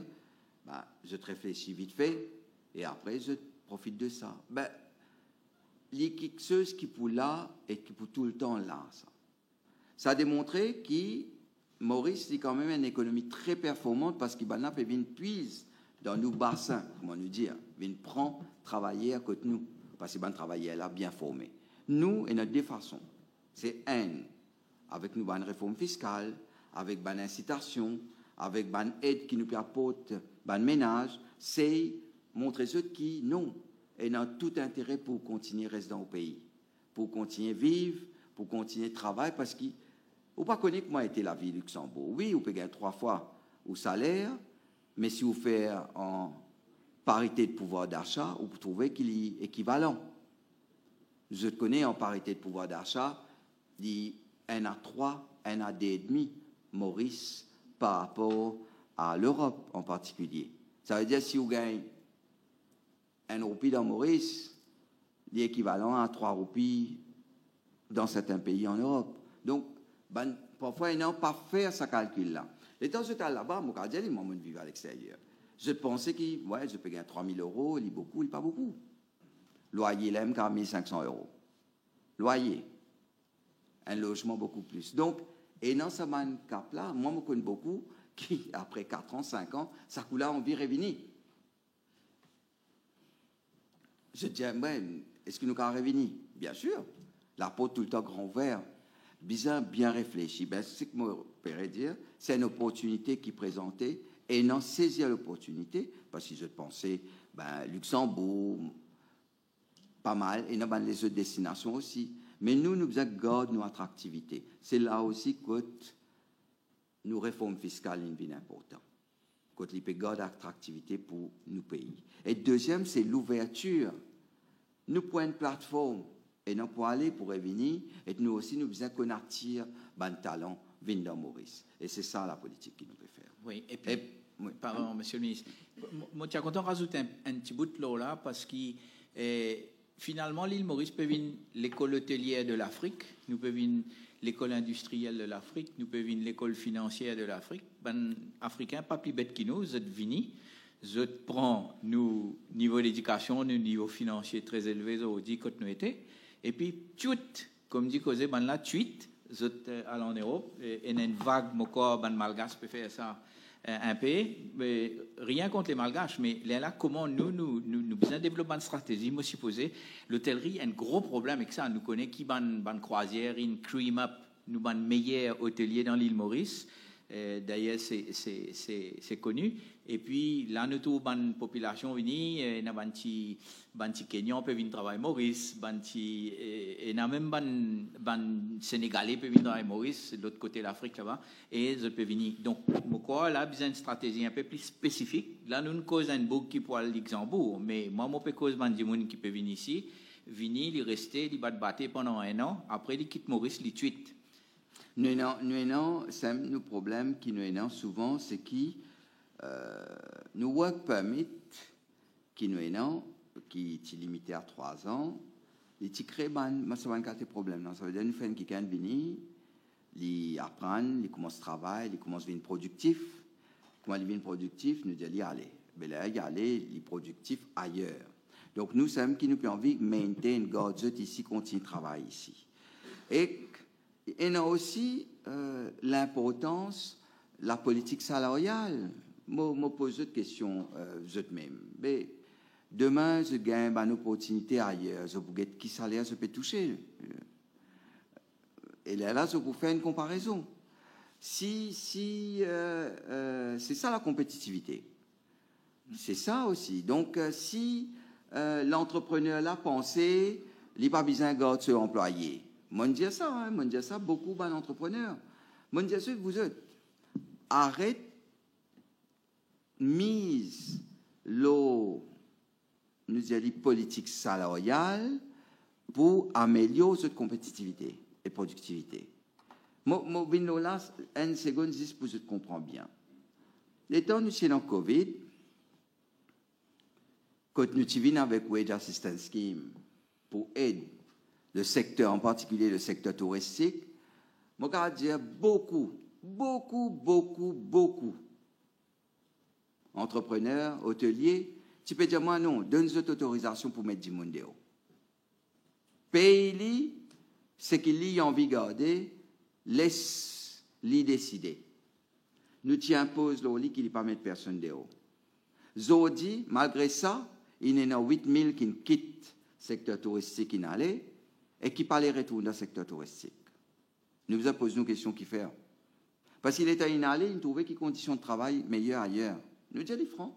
Donc, il y a une compétition entre différents secteurs dans Maurice aussi. Et dans un secteur qui paye mieux, et dans un secteur qui a des conditions de travail mieux. Mais nous, en tant qu'entrepreneurs, nous faisons un travail là aussi.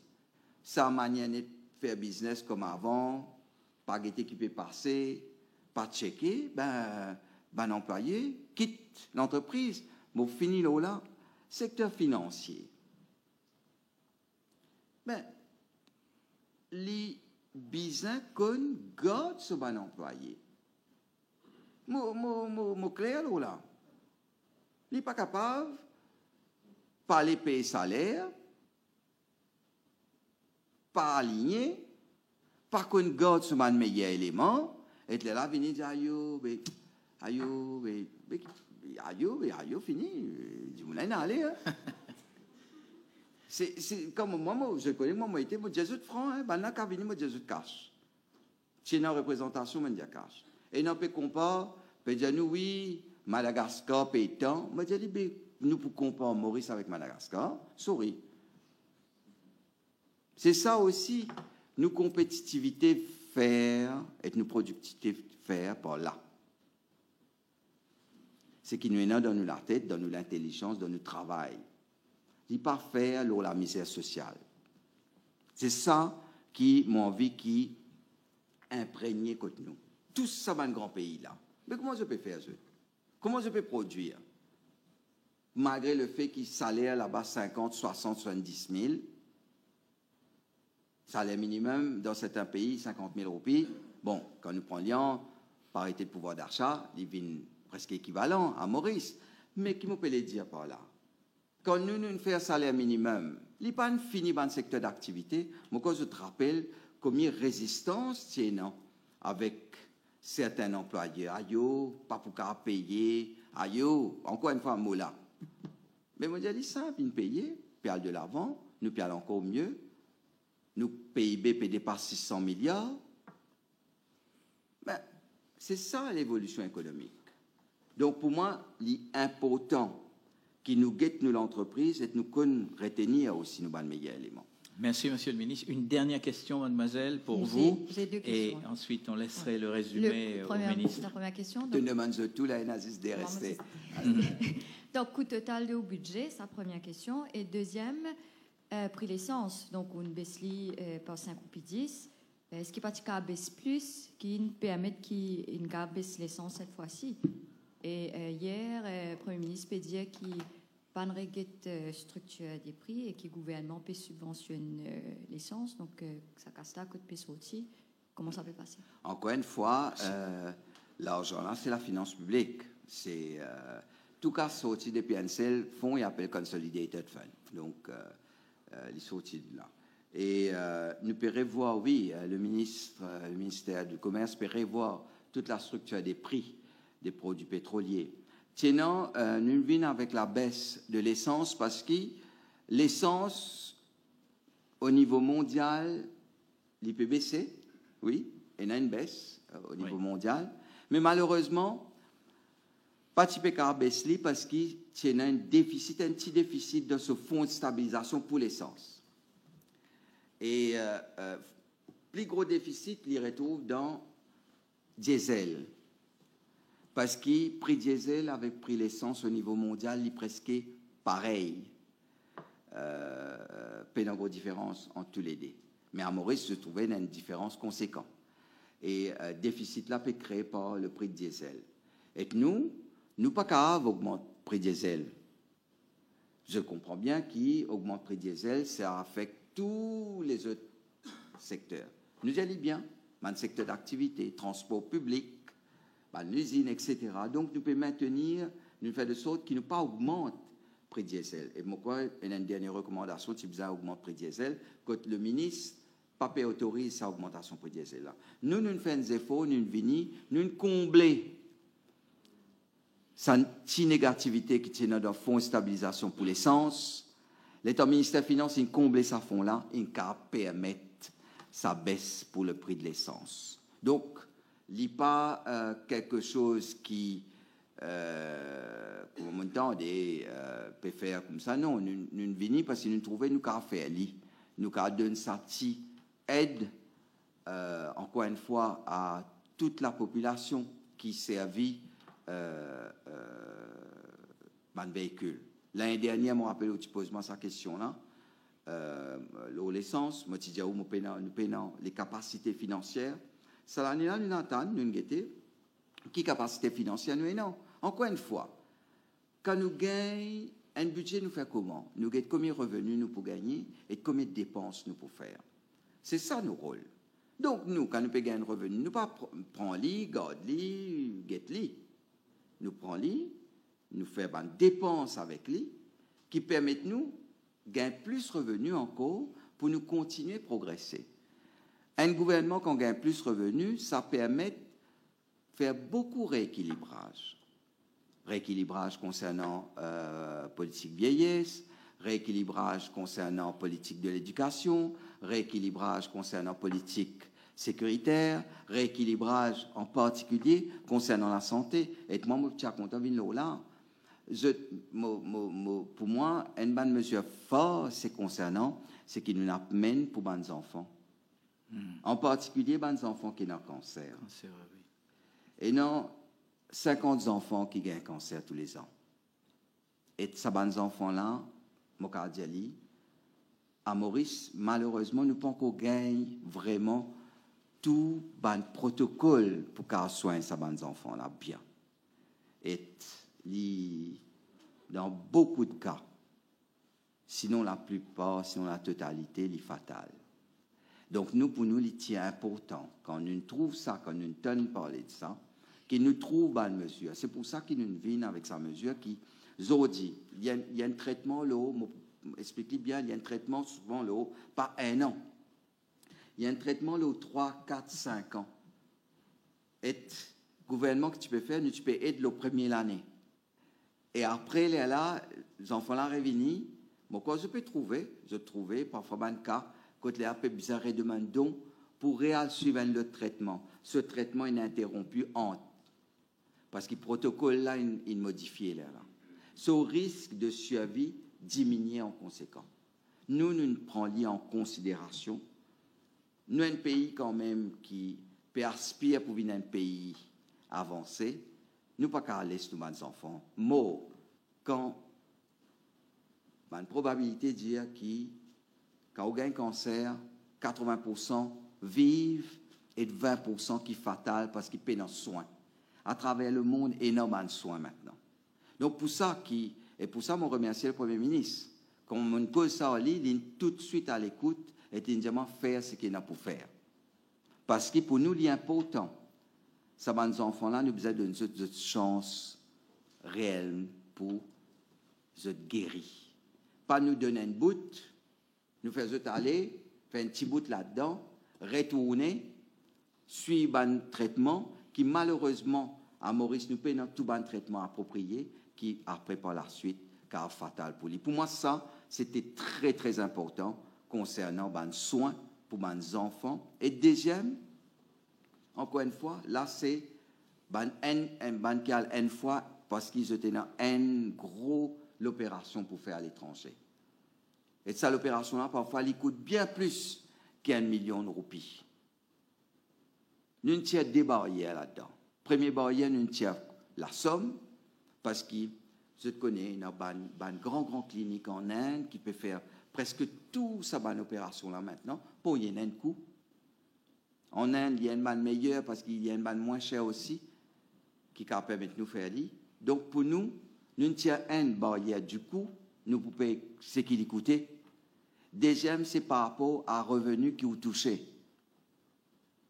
Il y a une burden, peu importe qui salaire vous pouvez gagner, que vous gagnez 100 000, 120 000, si vous n'avez pas trop 10 millions de roupies parce que vous êtes enfant malade, c'est très difficile pour vous. Pour moi, je peux tirer sa charge-là du privé, quand il y a besoin de ONG, besoin de partout, quand il y a un appel à don, parfois tous les enfants n'ont pas de gain à temps, ça l'argent-là, et malheureusement, il y a un problème. Pour nous, en tant qu'un gouvernement, un gouvernement là, pour ça, pour guetter tout ban difficulté qu'il y a une population gagne. Et c'est pour ça que nous venons avec des mesures spécifiques pour chacun. Pas peut faire ça, et là, moi, fini là. Nous faire des mesures parce qu'ils nous convaincus par ça. Nous travaillons en tant qu'un gouvernement convaincus par nous politiques, parce qu'ils nous croient dedans. Peu importe comment je t'appelle, les populistes, socialisme, toutes sortes de qualités, non, nous ne pas casser la tête. Nous convaincus de ça. Nous convaincus que pour développer nos pays, nous devons améliorer les conditions de vie de tous les Mauriciens. Et pour ça, parfois, ils demandent un sacrifice un peu plus élevé qui est non, pour qu'ils nous aident qui payent non. Parce que, malheureusement, nous ne sommes pas nés égaux. Si nous sommes nés égaux, tout le monde pareil, avec même quantité d'argent, même, nous allons, capacité, ben, c'est plus facile. Mais malheureusement, ce n'est pas comme ça. Donc, un gouvernement responsable est là pour petit à petit rééquilibrer la chance pour tout le monde. Merci, Monsieur le ministre. Merci. Je pense que nous allons terminer là. Une dernière question peut-être, Monsieur le ministre, pour rebondir un peu sur le secteur, pour rééquilibrer les différents secteurs. Il y a un secteur qui peut être négligé depuis plusieurs temps, c'est le secteur de l'économie bleue. Nous entendons qu'il y a plusieurs actions pour mettre en place, mais malgré cela, il y a une action concrète. Et comment on explique cela? Comment vous appelez-vous et quelle rédaction? Moukoul Dula, Waza FM. L'économie bleue, en lien, il y a l'économie. L'économie bleue, nous avons fait une cour là. Nous avons passé un temps en cause là, parce que dans l'économie bleue, vous prenez le tourisme, vous prenez la manufacture, vous prenez le secteur commerce, vous prenez toutes sortes de qualités, et un mauvais lié, le secteur pharmaceutique et médical. C'est ça l'économie bleue. Et aussi la pêche, donc le tourisme, etc. Tout ça, c'est l'économie bleue. L'économie bleue, petit à petit, nous peut prendre lit parce qu'il n'y a pas un petit secteur d'activité. Il n'y a pas un petit secteur que nous venons dire l'économie bleue. Nous pouvons prendre lit, nous pouvons... Non, comment on dit, lit tout. Et non, extraction pétrole. Ça aussi pour dans l'économie bleue. Et non, la pêche. Et non, le tourisme. Si demain, nous commençons à occuper ça côté dans l'économie bleue, et dans ce parti touriste. Et non, Morediali, secteur pharmaceutique. Biotechnologie. Très, très important. Donc, on peut développer. Mais nous devons comprendre aussi qu'il y a un quick win avec certains autres secteurs, mais aussi, nous passons, encore une fois, une petite période là, 2020 jusqu'à 2022, nous disons, quand nous tenons Covid, l'effet de la Covid, qui n'empêche nous à fond dans tout ce que nous avons pour faire. Mais, moi, je dis comme ça, chez eux autres, tigit par tigit, nous pouvons venir avec tout ça, de mesures-là, et l'économie bleue, tigit par tigit, puis améliorer. Nous pour travailler pour qu'il améliore tous nos secteurs d'activité. Merci. Merci, Monsieur le Ministre. Merci, Mesdames et Messieurs de la presse et des médias mauriciens. Merci à tous nos auditeurs qui nous ont suivis, il me semble, sur les réseaux sociaux. Merci à tous de votre présence, d'avoir partagé ce moment avec nous. Mais je ne peux pas conclure avant de laisser la dernière parole à notre ministre des Finances, qui avait d'ailleurs quelque chose d'important à partager avec vous. Monsieur le ministre, c'est à vous. Je l'ai dit là, c'est concernant mesure le plus important, ce qui me dit, c'est concernant mesure pour les enfants qui sont malades. Donc, pour nous, pour moi, pour le PM et pour le gouvernement, il est important qui nous redonne la chance, en particulier tous ces enfants qui sont atteints par une maladie, et essayent vraiment rééquilibrer en général la chance pour tout le monde dans Maurice. Donc c'est ça nos politiques. Et il y a le Premier ministre Indiali, moi aussi. Donc là, dès maintenant, nous pouvons travailler pour implémenter ce budget-là. Et d'un autre côté, nous pouvons travailler pour préparer le prochain. Et il y a quelque chose d'important pour nous parce qu'il est pour le dernier budget de nos mandats qui nous gagnent auprès de la population. Donc là-dedans, nous pouvons venir avec toutes nos bonnes mesures qui, encore une fois, pour aller vers la population. Nous, tout le temps, mettons 3 éléments dans nos politiques. L'environnement général, l'économie et le social. C'est un tout ça. Sans un là-dedans, nous aurons un problème. Merci. Merci, Monsieur le Ministre. Et je voudrais que vous vous applaudissiez vous-même, chers membres de la presse, et on remercierait le ministre en même temps. Moi, applaudissez. Merci, oui. On vous applaudit et nul doute que d'autres questions surgiront au fur et à mesure que ce budget 2023-2024 sera mis en place et décortiqué, analysé, et les mesures annoncées deviendront des réalités. Merci à tous, Monsieur le Ministre. Merci. De votre bienveillance et bonne journée.